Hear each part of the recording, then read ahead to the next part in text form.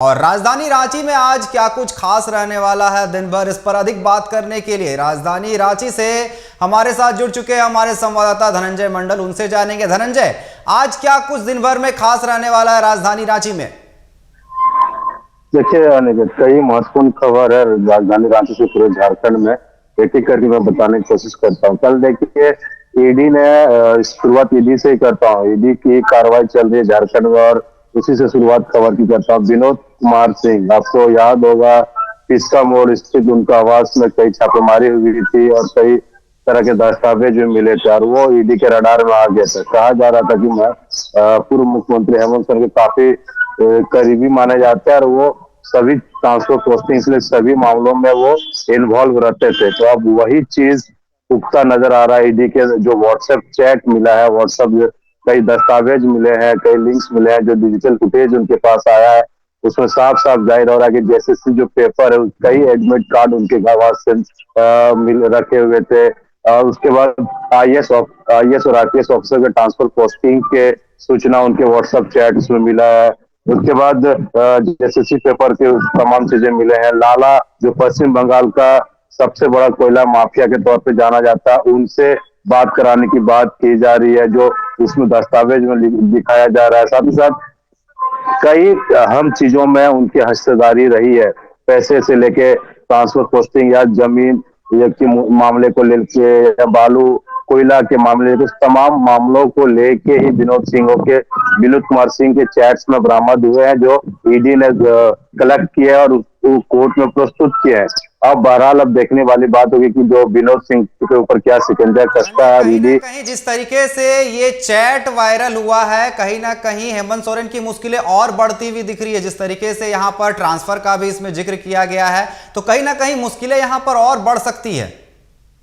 मैं एक एक करके सारी जानकारी दे रहा हूँ अनिकेत।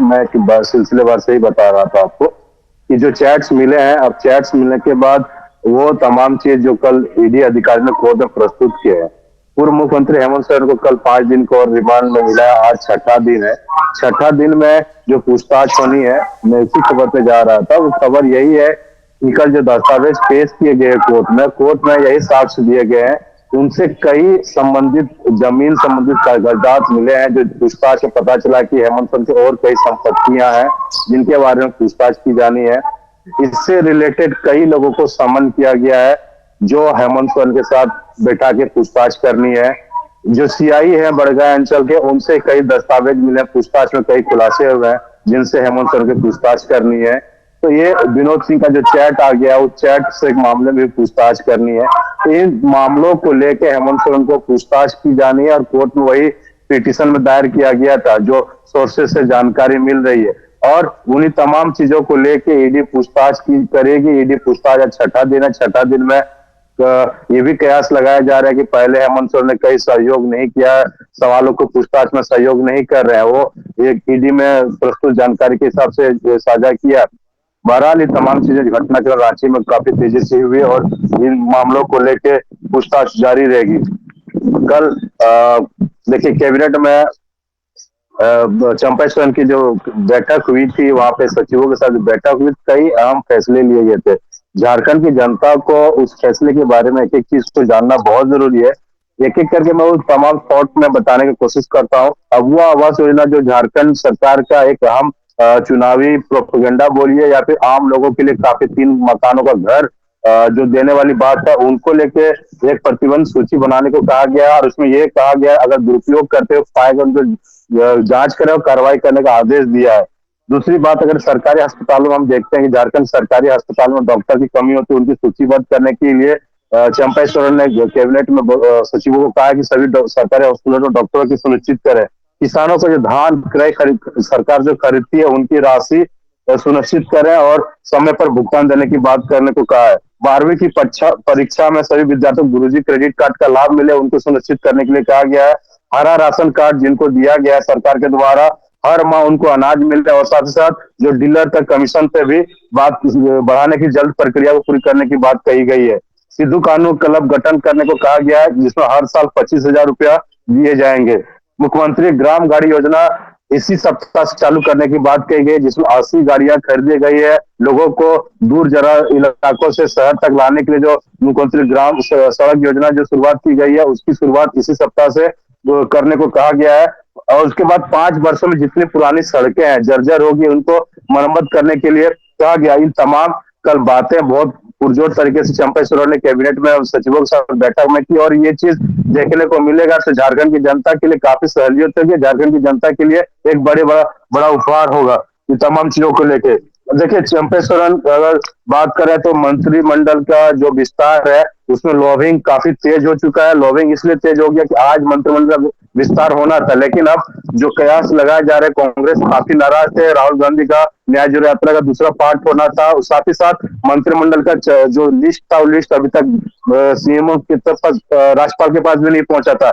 इसमें कई ऐसे पैच आ रहे हैं, कई जो पुराने मंत्री हैं उनको साइड करने की बात की जा रही है, चाहे वित्त मंत्री की बात किया जा रहा है या फिर तमाम जो बन्ना गुप्ता की बात कर रहे हैं, सभी लॉबी अपना एक वर्चस्व बढ़ाने की कोशिश कर रहे हैं और कोशिश कर रहे हैं कि हम मंत्री बने रहे।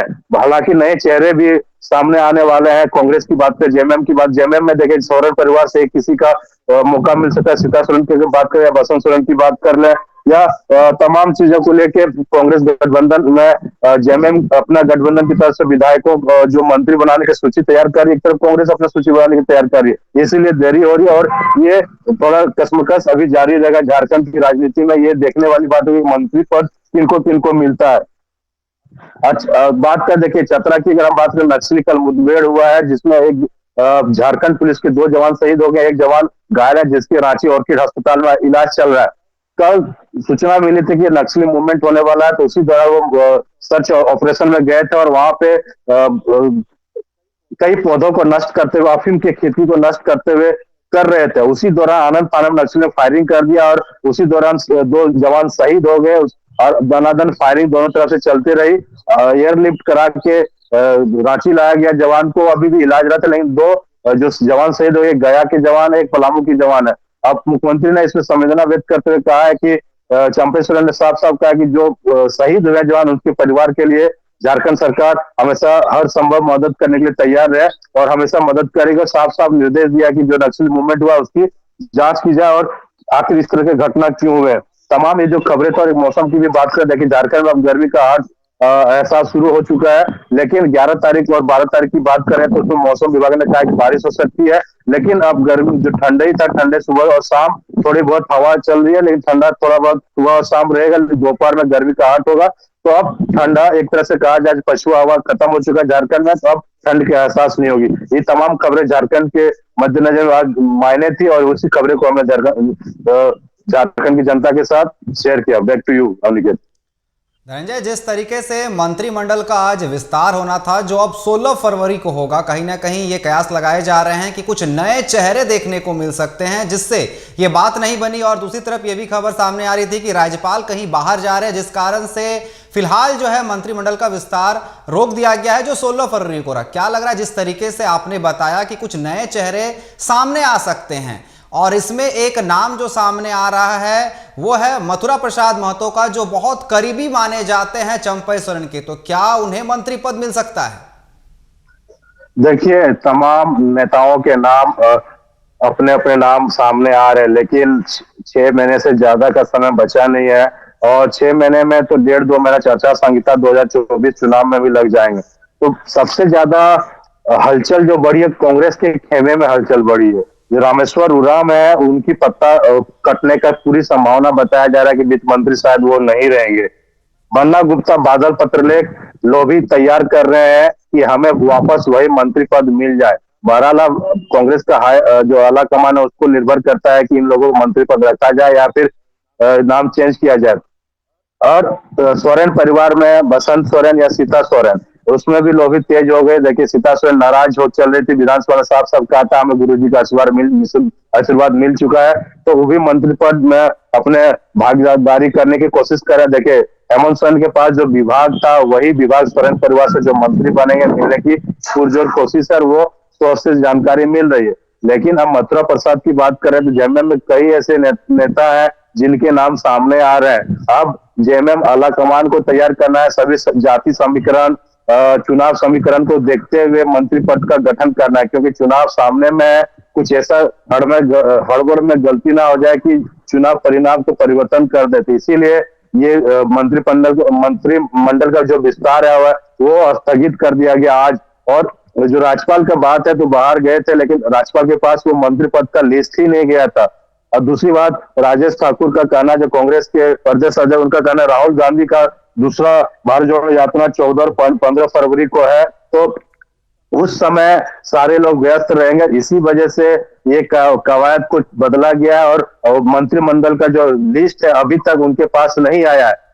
अब यही देखना है कि किन किन लोगों का मंत्रिमंडल में विस्तार में नाम आएगा, किनको मंत्री पद मिलने वाला है। सभी ने अपने अपने लॉबिंग अपने अपने हाई कमान से तेज कर दिया है। जिनके जिसे चलता है वहां पे वो राहुल गांधी के भारत जोड़ो यात्रा में अभी सस्टांग होते हुए कई तस्वीरें आए थे, मंत्री लॉबिंग करना शुरू कर दिए थे मंत्री पद के लिए। तब बहरहाल देखने वाली बात होगी कि आला कमान क्या निर्णय लेता है। नामे तो कई चर्चा में है, लेकिन अब हाई कमान को ही तय कर रहा है किन लोगों को मंत्री पद का शपथ दिलाया जाएगा। जय महाबोर कांग्रेस कोटे से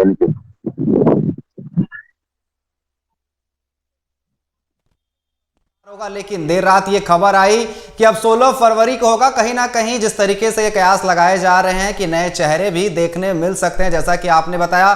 फिलहाल आपका हमारे साथ जुड़ने के लिए बहुत बहुत धन्यवाद और तमाम जानकारी देने के लिए। तो धनंजय ने साफ तौर पर हमें जानकारी दी है कि आज क्या कुछ होने वाला है।